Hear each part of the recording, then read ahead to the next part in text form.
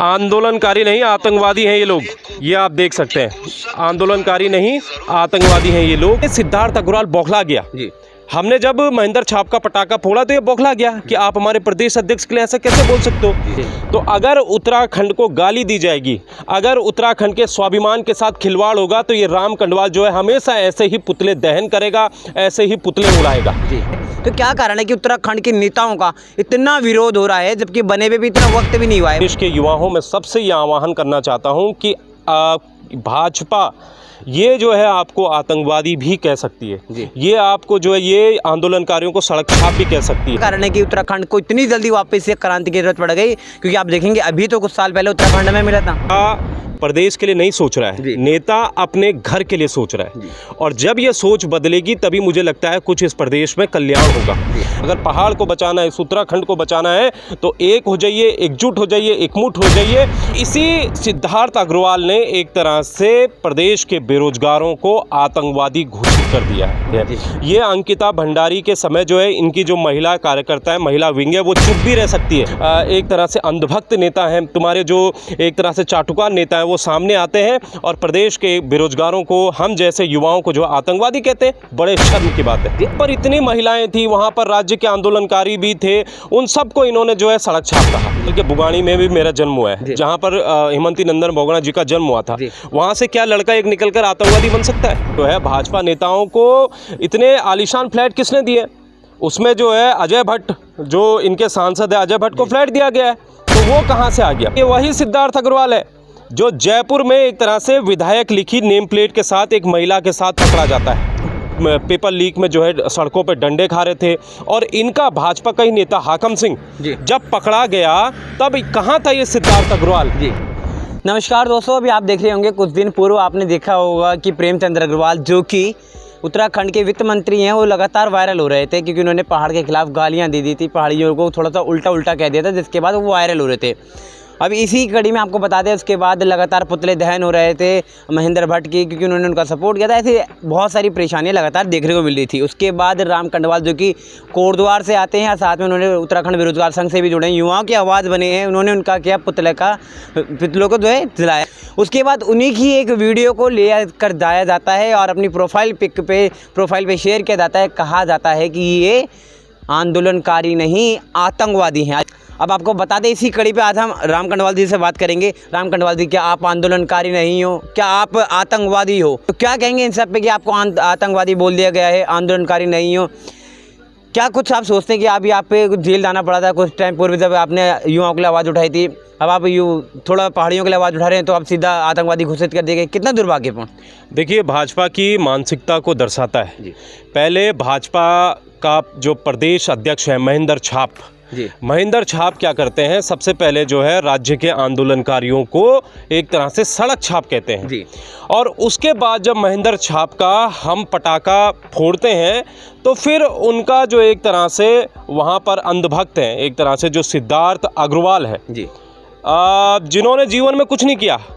सिद्धार्थ अग्रवाल एक तरह से अपने पिता, जो उनके पिताजी थे, उनकी छत्र छाया में जो है पले बड़े हैं। सिद्धार्थ अग्रवाल के पास कुछ नहीं है सिवाय उनके पिता जो उमेश अग्रवाल जी थे, उनके जो काम थे उन्हीं को वो आगे बढ़ा रहे हैं। अब इसी सिद्धार्थ अग्रवाल ने एक तरह से प्रदेश के बेरोजगारों को आतंकवादी घोषित कर दिया है। दुर्भाग्यपूर्ण है ये बहुत दुर्भाग्यपूर्ण है। सिद्धार्थ अग्रवाल एक तरह से, आप ये सोच सकते हैं, सिद्धार्थ अग्रवाल बेरोजगारों को और प्रदेश के आंदोलनकारियों को आतंकवादी बता रहे हैं। सिद्धार्थ, वो पोस्ट भी अगर दिखा सकते हो तो। नहीं, मैं वो पोस्ट भी आपको दिखा देता हूं कि सिद्धार्थ अग्रवाल का क्या कहना है।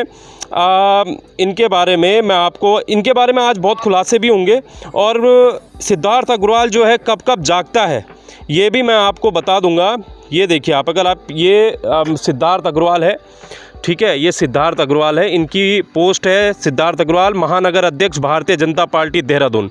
ठीक है, अगर मैं इसके पेज पर नीचे आता हूँ, अब आप देखेंगे तो ये देखिए, बेरोजगार संघ में आंदोलनकारी नहीं आतंकवादी हैं, आंदोलनकारी नहीं आतंकवादी हैं ये लोग, ये आप देख सकते हैं, आंदोलनकारी नहीं आतंकवादी हैं ये लोग। तो ये सिद्धार्थ अग्रवाल है। मैं पूछना चाहता हूँ, आज जब महेंद्र भट्ट पर आरोप लगाए गए, महेंद्र भट्ट ने जो एक तरह से आंदोलनकारियों को सड़क छाप कहा जी। उसके बाद ये सिद्धार्थ अग्रवाल बौखला गया जी।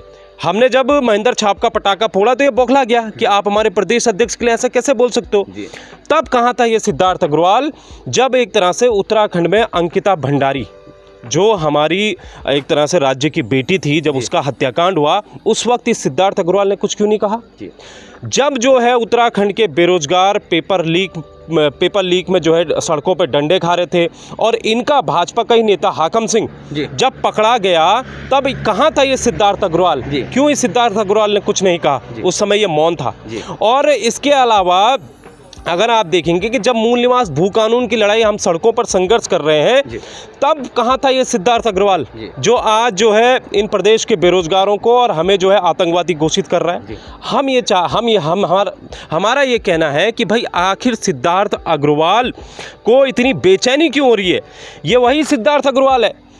अगर राजपुर रोड देहरादून में एक हिट एंड रन जो है केस हुआ था जी, उस केस में सिद्धार्थ अग्रवाल जो है गाड़ी में थे और इनकी गाड़ी से एक्सीडेंट होता है और लेकिन वहाँ पर 2 मजदूर थे, 2 मजदूरों को कुचला जाता है और एक मजदूर की वहाँ पर दर्दनाक मौत हो जाती है। वो किसने बचाया था भाई। अगर आम लोग जो है एक्सीडेंट हल्का सा हो जाए तो हम तो जेल में सड़ जाते हैं, लेकिन यहाँ पर जो है इनकी गाड़ी से एक्सीडेंट हो जाता है और फिर भी सिद्धार्थ अग्रवाल जो है शान से जो है सड़कों में बड़े आप आरोप लगा रहे हैं। आरोप है ये, है ना, ये आरोप है। इसके अलावा ये वही सिद्धार्थ अग्रवाल है जो जयपुर में एक तरह से विधायक लिखी नेम प्लेट के साथ एक महिला के साथ पकड़ा जाता है जी। जयपुर में विधायक, उत्तराखंड विधायक की गाड़ी लेकर वहाँ पर नेम प्लेट करके कार में वहाँ पर पकड़ा जाता है। तो ये बहुत बड़ी बात है। आतंकवादी कौन है? यही वो सिद्धार्थ अग्रवाल है जो रेस कोर्स देहरादून में एक तरह से जो करोड़ों की ज़मीन कब्जा कर हाउसिंग प्रोजेक्ट बनाया जा रहा है, एक तरह से अवैध जो हाउसिंग प्रोजेक्ट बनाया जा रहा है, वहाँ पर जो है भाजपा नेताओं को इतने आलीशान फ्लैट किसने दिए? उसमें जो है अजय भट्ट, जो इनके सांसद है, अजय भट्ट को फ्लैट दिया गया है। तो वो कहाँ से आ गया?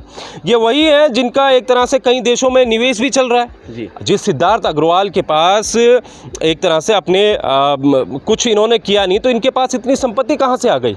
तो ये मैं कहना चाहता हूँ। तो कहीं ना कहीं जिस प्रकार से आप लगातार आप आरोप भी लगा रहे हैं कि जिस आंदोलनकारी नहीं है आतंकवादी कह रहे हैं, कहीं ना कहीं आप बोल रहे हैं कि वो खुद ऐसे दूध के दूल्हे नहीं है, जिस प्रकार से वो आरोप लगा रहे हैं। और जब परेशानी में उत्तराखंड होता है तो कभी दिखाई नहीं देते हैं। देखिए, कभी दिखाई नहीं देते, मैं कह तो रहा हूँ, इनके पेट में मरोड़ शुरू हो चुकी है। इनको ये लग रहा है कि एक छोटे से गाँव से निकला एक लड़का इतना जो है इनका पुरजोर विरोध कैसे कर रहा है। एक छोटे से गाँव से निकला लड़का, मैं जो है इन्होंने आतंकवादी किसे घोषित किया है? मैं श्रीनगर गढ़वाल के हेमंती नंदन बोगड़ा जी की जन्मस्थली श्रीनगर गढ़वाल के बुगानी में भी मेरा जन्म हुआ है, जहां पर हेमंती नंदन बोगड़ा जी का जन्म हुआ था।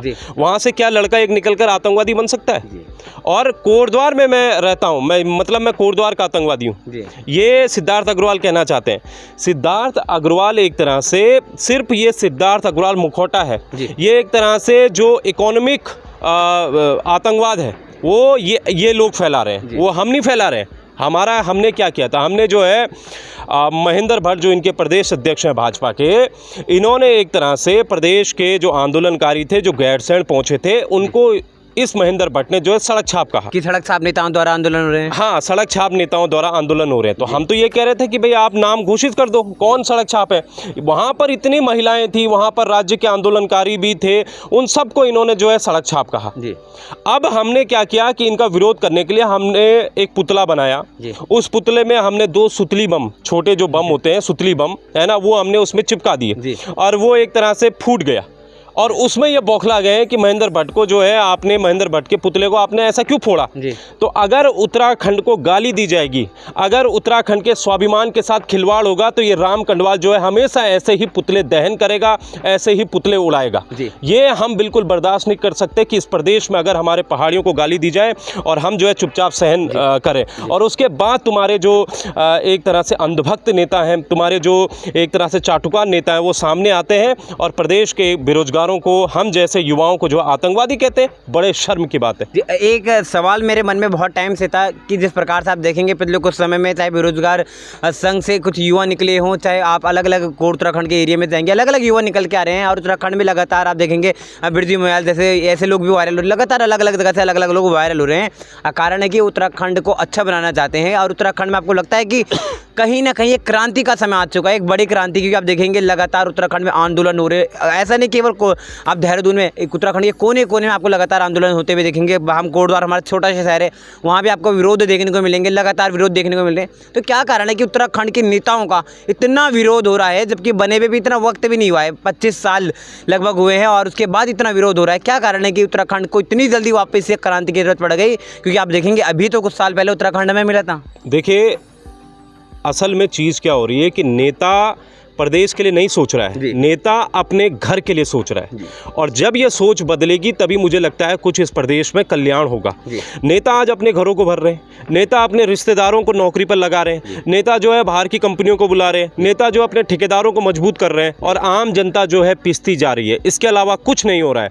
हमारा अगर आप देखेंगे आंदोलन जो प्रदेश में हम आंदोलन किया, चाहे बेरोजगारी के मुद्दे पर किया हो, चाहे मूल निवास भू कानून के मुद्दे पर किया हो, चाहे भ्रष्टाचार के मुद्दे पर किया हो, हमने लगातार आंदोलन किए हैं। और हमारे आंदोलनों से 80 से ज़्यादा जो भ्रष्टाचारी थे, भाजपा के नेता थे, एक तरह से आयोगों के अध्यक्ष थे, उनको हमने भ्रष्टाचार के चलते जो है सीधे जेल पहुंचाया है। और आगे भी ऐसा करेंगे। हमने तो प्रण भी लिया है, चाहे हम आज यहाँ पर आपके सामने राम कंडवाल दिख रहा हो या भविष्य में अगर राम कंडवाल दिखेगा तो इस प्रदेश में ना हम खाएंगे ना हम खाने देंगे।